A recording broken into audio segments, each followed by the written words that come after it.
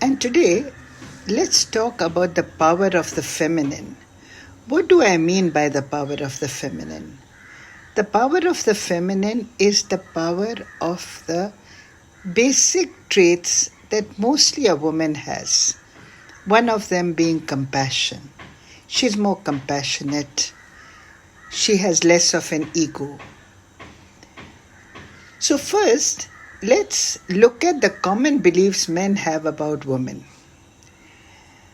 One, a woman will never be satisfied. The truth is, she's not complaining. She's trying to improve a relationship or situation. Two, a strong, confident woman does not need a man to take care of her. What is the truth?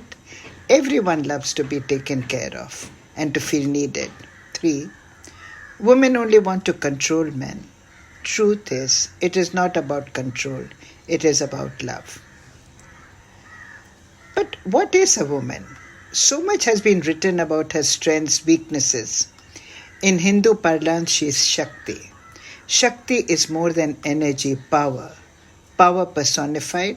Then why do we talk of women empowerment?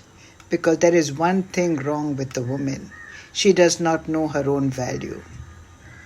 So let us introduce a woman to herself.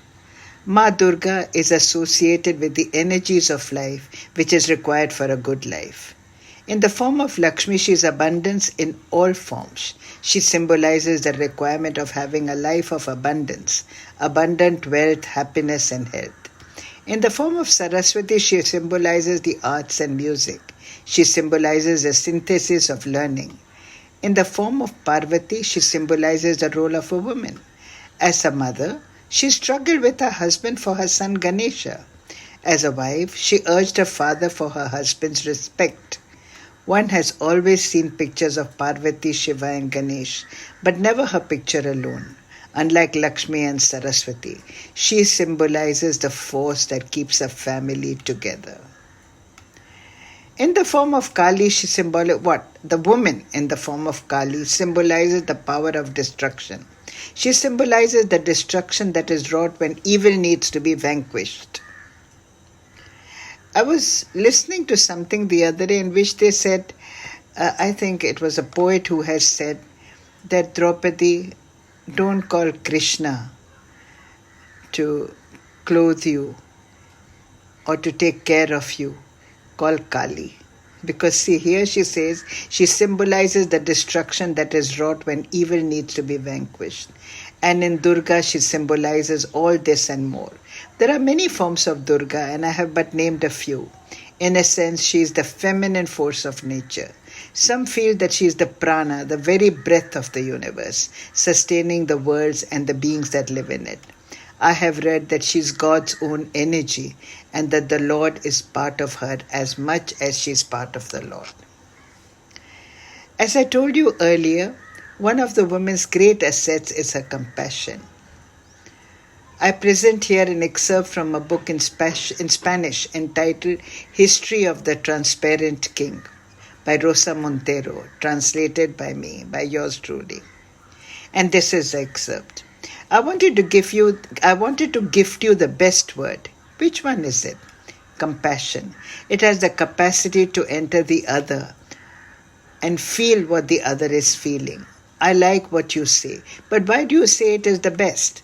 Because it's the only word that does not hurt, does not torture, does not confine, and does not kill. There are many other beautiful words like love, liberty, honor, justice, but all can be mutilated, can be used like a weapon to produce victims. For love, for God, they burn crosses, and for jealousy and love, do the lovers kill their loved ones. The noblemen ill-treat and abuse in a barbaric manner those who serve them for what they believe to be honor. The liberty of one could mean prison and death for others. And as for justice, all believe that they impart it even in the most atrocious tyrants. Only compassion is devoid of the above faults. In fact, it makes you do the opposite. It makes you come close to others, to feel them and to understand them. Compassion is the nucleus of the best that we can be. and read what the Dalai Lama has to say about compassion. We humans have existed in our present form for about 100,000 years. I believe that if during this time that human mind has been primarily controlled by anger and hatred, our overall population would have decreased. But today, despite all our wars, Today, despite all our wars, we find that the human population is greater than ever. This clearly indicates to me that love and compassion predominate in the world. And this is why unpleasant events are news. Compassionate activities are so much a part of daily life that they are taken for granted and therefore largely ignored. And with this thought on compassion, I leave you for today.